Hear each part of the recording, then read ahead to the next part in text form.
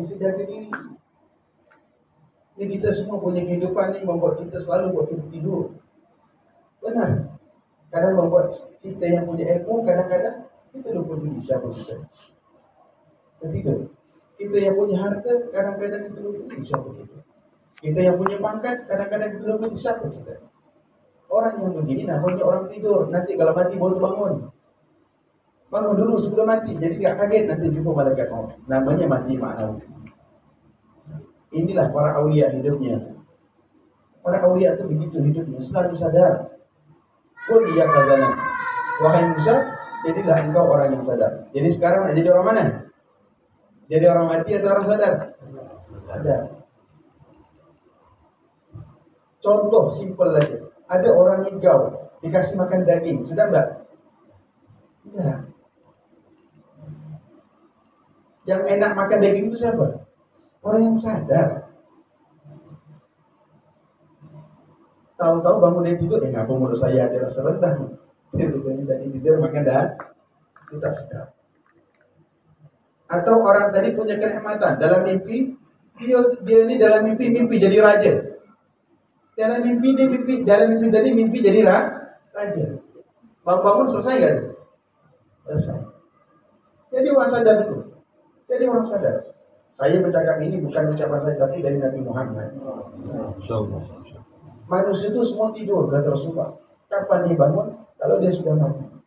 Jangan sampai tidak nyawa roh dicabut, berpisah dari jasad, kemudian baru kita sadar. Sulit ini. Orang yang benar beramal soleh kalau orang sadar, kalau orang mati itu nggak benar. Orang yang bangun beramal soleh itu baru benar kalau dia sadar. Kalau dia nggak sadar, ada nilai nggak? Nggak ada. Itu pesan saya ya enggak? Oh dia kawan. Jadilah orang yang sadar. Yang kedua, wartadda li nafsika ikhwanan. Kata Allah kepada Musa, ya Musa, jadikan untuk diri kamu itu seorang teman. Jadi kita perlu sahabat. Jadikan untuk diri kamu itu seorang ikhwan, saudara. Teman itu. Wa kullu khiddin wa sahib la yuwaziruka ala masarati fa huwa adwun. Ya. Sahabat itu yang macam mana? Perhatikan yang kedua. Setiap khiddin itu kawan, au sahibin atau teman. La yuwaziruka, yang tidak menjadi menteri, tidak membantu dirimu untuk masarati di dalam hal yang menyenangkan aku, kata Allah, bahwa aduun itu musuh. Jadi teman itu dikatakan teman, bisa nggak dia bantu ente untuk membuat Allah senang? Membantu ente untuk melakukan sesuatu yang Allah ridai. Itu baru teman. Saya nak tanya, adakah kita ni tergelincir dalam perjalanan hidup kita maksiat?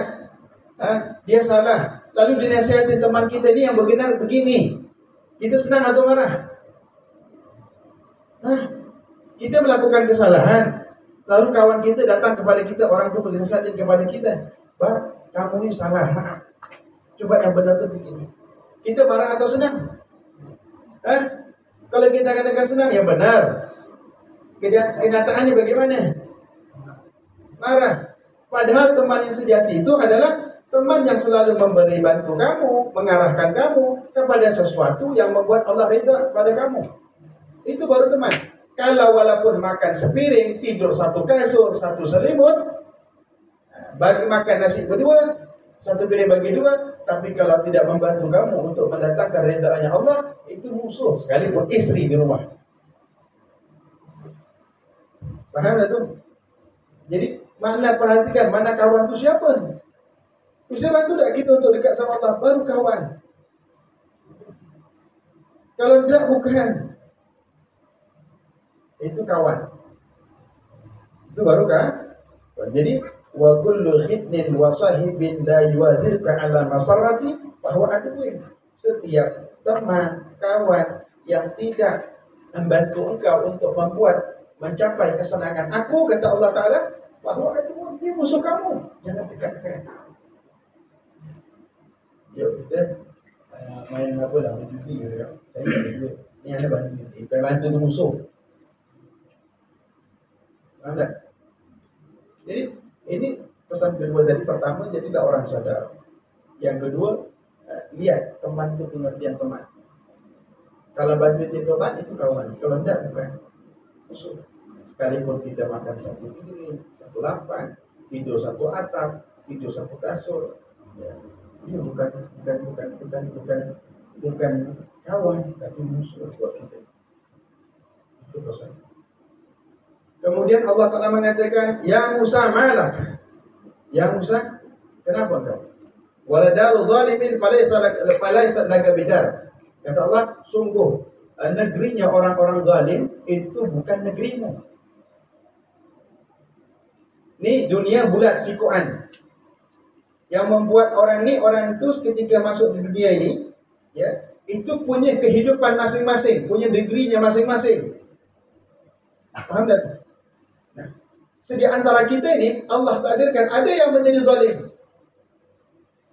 Ada orang tu kaya dengan kezaliman, menipu, merampok, tidak, membunuh orang. Pokoknya dia hidupnya megah dunia ini. Tapi kalau itu adalah kezaliman, wala lad-daru zalim laysat bidarillah. Itu bukan negeri kamu. Kata Allah, ya Musa, negeri orang zalim itu bukan negeri kamu. Pesan begitu juga. Kita kan tengok orang non-muslim kaya, dia tidak tahu haram, riba, semua dibantai sama dia, kita pengen kayak dia. Ada Allah katakan jangan diambil, itu bukan negeri kamu. Negeri orang zalim itu bukan negeri kamu. Fa'akhrid hammak. Kalau itu bukan negerimu, kalau kau punya keinginan memilih itu negeri, hilangkan dari keinginanmu. Jangan ada punya ingin begitu. Akhrid hammak. Keluarkan keinginanmu dari negeri itu. Kemudian wa farriqha min qalbik.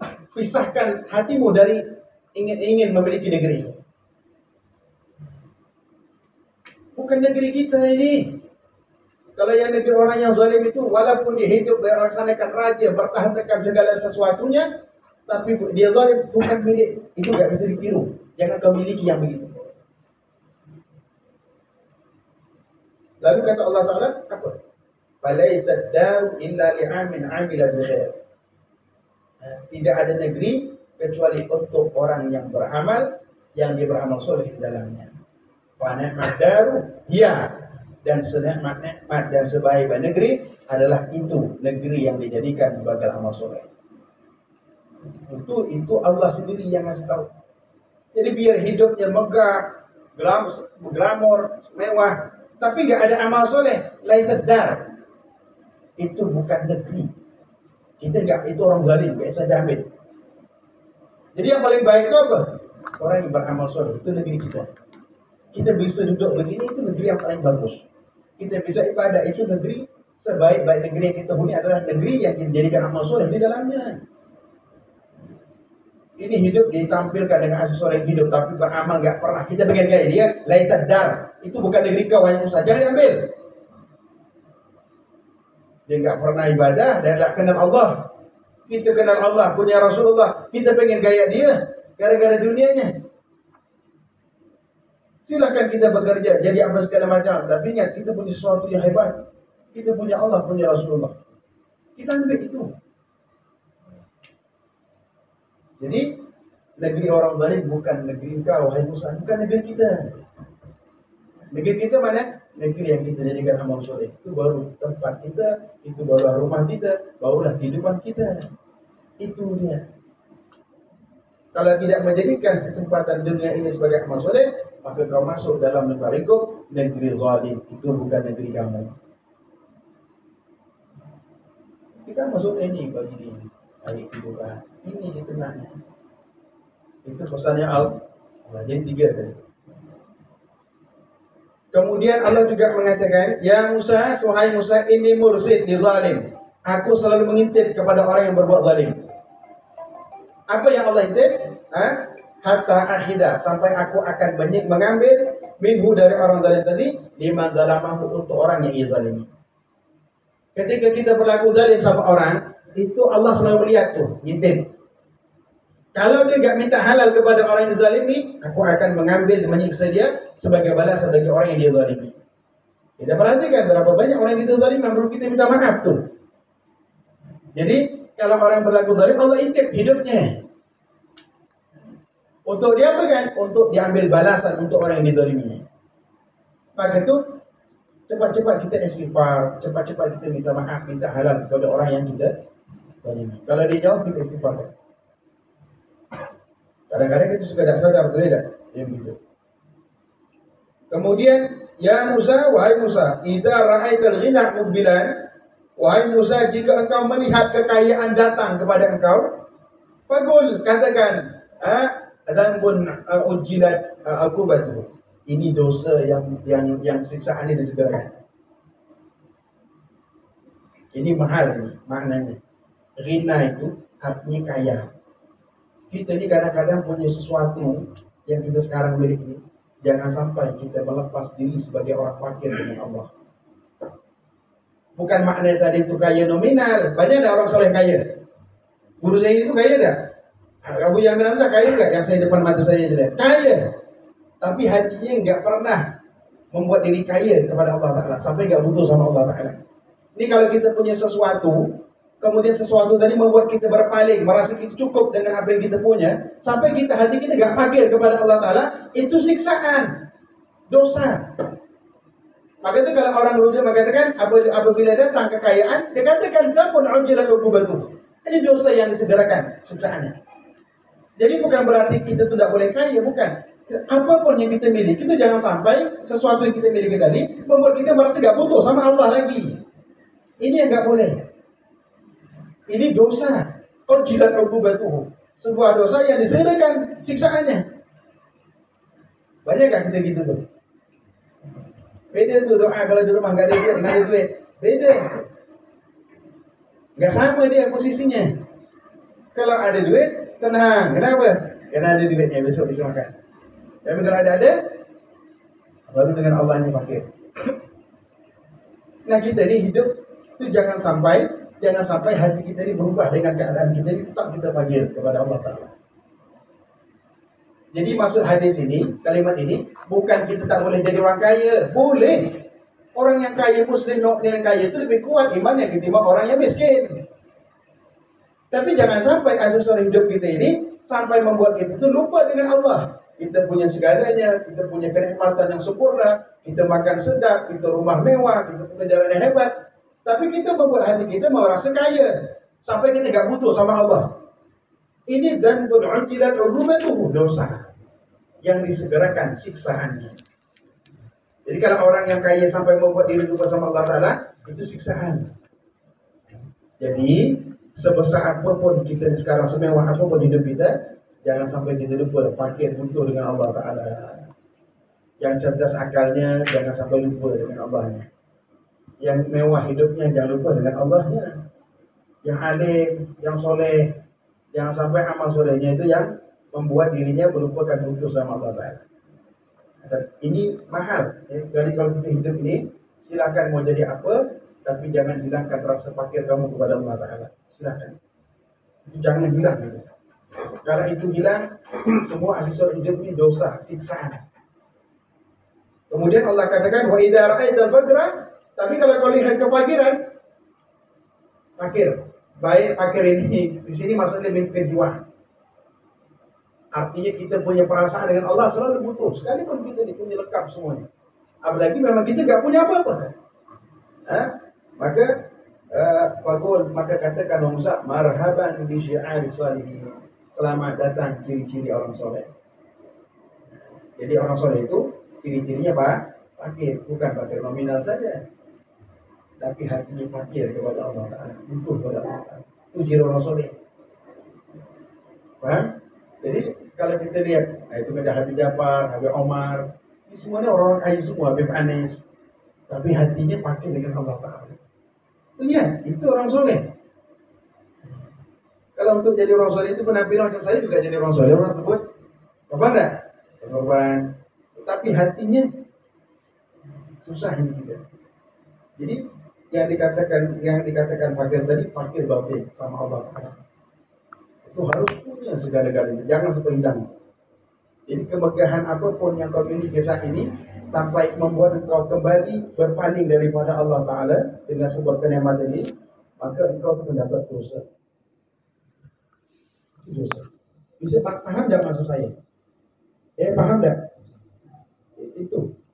Kita hidup ini sekarang ini memang semua ini. Memang semua. Kalau kita sampai ini semua menghilangkan kita fakir kepada Allah Ta'ala, ya. Dan orang kalau dia hidup mewah tapi hati tak terpaut dengan Allah Ta'ala pada sebentuk, itu kehidupannya pasti juga tenteram, tenang. Apa yang dimiliki saat ini tidak membuat dirinya luput diri. Itu yang paling mahal. Jadi bukan pakai rezeki, bukan ini harta nominal, bukan. Pakai rezeki bukan nominal, tapi jiwa. Jiwa. Maka dia jadi orang soleh. Jadi orang-orang soleh itu banyak yang kaya-kaya. Saya tak kenal, tapi yang saya kenal ini semua Habib Ali itu paling kaya luar biasa. Kalau di situ orang 3 bulan disewa dikasih makan orang, pikir kaya gak tuh? Gratis. Sampai hewan-hewannya dikasih makan. Kaya gak? Kaya. Bukan orangnya.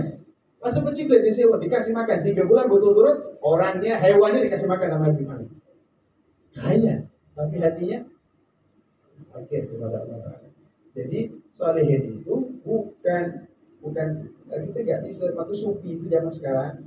Sufi sekarang itu bukan sufi diam di padang gurun, bukan.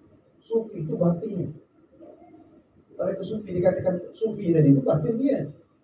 Itu kayak siapa? Habib siapa yang jadi penasihat presiden? Habib Lutfi. Sufi. Tapi hidupnya kemudian itu juga pakai pesawat pribadi, sufi naik begitu. Karena yang namanya miskin itu, yang makin susah dari itu di hati. Itu kan sama Allah, bukan sama penampilan. Ada orang yang motor butut, masya Allah, sufi dia. Bukan begitu. Sufi tadi itu batin. Tidak. Dia pakai juga usah dirapiin, kubu-kubuin aja sekalian. Bukan sufi. Sufi itu batin dia. Bagaimana dia begitu sama Allah Ta'ala, fakir sama Allah Ta'ala. Marhaban bi syi'arin salihin, selamat datang sini orang soleh.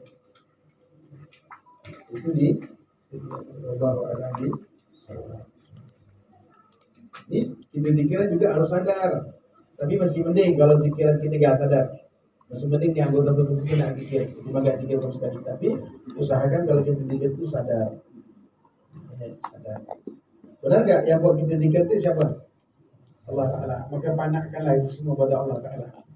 Maka kita jadi orang sadar. Barulah ada nanti zikiran tadi itu memancar kepada hati kita, bersih. Jadi itu letak.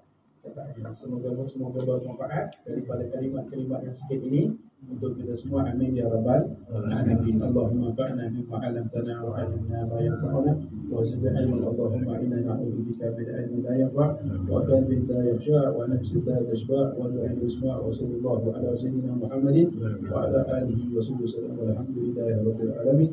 Sallu ala Muhammad.